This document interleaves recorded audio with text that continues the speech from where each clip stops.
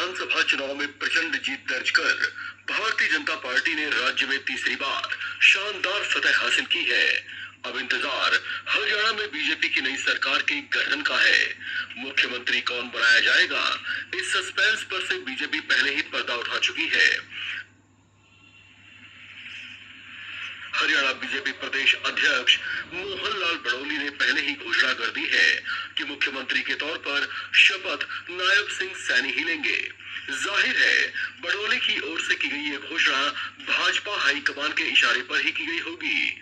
शपथ ग्रहण की तारीख विजयदशमी के बाद तय की जाएगी, जैसा कि बीजेपी प्रदेश अध्यक्ष मोहन लाल बड़ौली की ओर से बताया भी गया।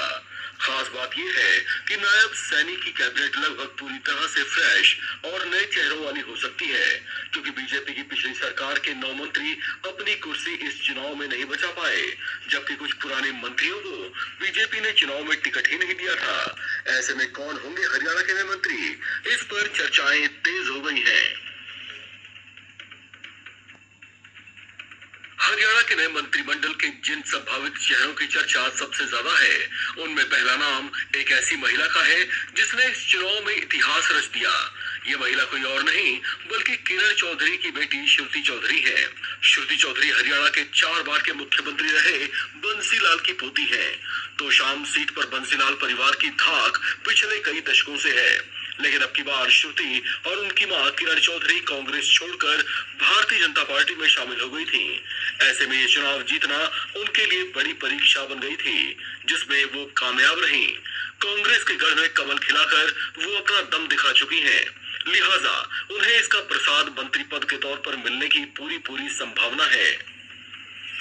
वो है अंबाला कैंट से पार्टी के दिग्गज नेता अनिल विज, जो लगातार 2 बार से मंत्री पद पर रहे हैं।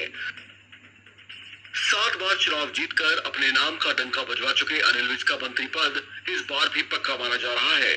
हालांकि नतीजों से पहले ही पार्टी लाइन से अलग जाकर उन्होंने खुद को सीएम पद के लिए दावेदार घोषित करना शुरू कर दिया था। इसे पार्टी आलाकमान अनुशासनहीनता मान सकती है। हालांकि फिर भी चर्चा यही है कि उनका नाम नए कैबिनेट में भी फिक्स हो सकता है। उचाना कला, जिसे चौटाला परिवार के अलावा कांग्रेस का मजबूत गढ़ माना जाता रहा है, वहां अब की बार 32 वोटों से ही सही, लेकिन कमल खिलाने वाले देवेंद्र अत्री को भी मंत्रिमंडल में जगह मिल सकती है। कारण ये है कि इस सीट पर बीजेपी अगले कुछ वर्षों में अपना प्रभाव बढ़ाना चाहेगी, लिहाजा ये सीट उनके लिए जितनी चैलेंजिंग रही, उसी स्तर पर रणनीतिक तौर से काम कर रही बीजेपी यहाँ अपनी धाक बढ़ाने के लिए देवेंद्र अत्री को कैबिनेट में जगह दे सकती है। बादशाहपुर में बीजेपी का कमल खिलाने वाले राव नरबीर, जो 60,000 से ज्यादा वोटों से जीते हैं, उनका मंत्री बनना भी तय माना जा रहा है। ये मनोहर सरकार में भी पीडब्ल्यूडी मंत्री रहे हैं, जबकि अमित शाह के करीबी माने जाते हैं। अहिरवाल बेल्ट में ये राव इंद्रजीत के विरोधी माने जाते हैं, लेकिन बीजेपी के लिए बेहद महत्व रखते हैं। राव इंद्रजीत सिंह की बेटी आरती राव ने अटेली सीट से जीत दर्ज की है। दक्षिण हरियाणा में बीजेपी ने 11 में से 10 सीटों पर जीत हासिल की है। ये क्षेत्र राव इंद्रजीत के प्रभाव वाला क्षेत्र माना जाता है। ऐसे में राव इंद्रजीत के प्रभाव को समझते हुए उनकी बेटी आरती राव को मंत्री बनाया जा सकता है।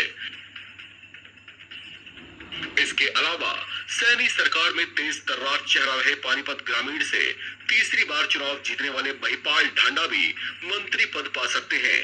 दमदार जाट फेस और प्रखर वक्ता के तौर पर ये विरोधियों से मुद्दे के मैदान में भी टक्कर लेने का दम रखते हैं। इनके अलावा एक और नाम जो बेहद चर्चाओं में है, वो है पूर्व विधानसभा स्पीकर हरविंदर कल्याण का, जो खरौंदा से जीते हैं। उनको भी सैनी सरकार में मंत्री बनने का मौका मिल सकता है। बल्लभगढ़ से तीसरी बार जीते मूलचंद शर्मा का भी सैनी मंत्रिमंडल में शामिल होना तय माना जा रहा है। कैबिनेट में उन्हें दमदार और रसूखदार ब्राह्मण फेस के तौर पर जगह मिल सकती है। इनके बाद डिप्टी स्पीकर रणबीर गंगवा, जिनकी सीट बदलकर उन्हें इस चुनाव में बरवाला से लॉन्च कर दिया गया था, उन्होंने फिर भी 26,000 वोटों से जीत हासिल की है।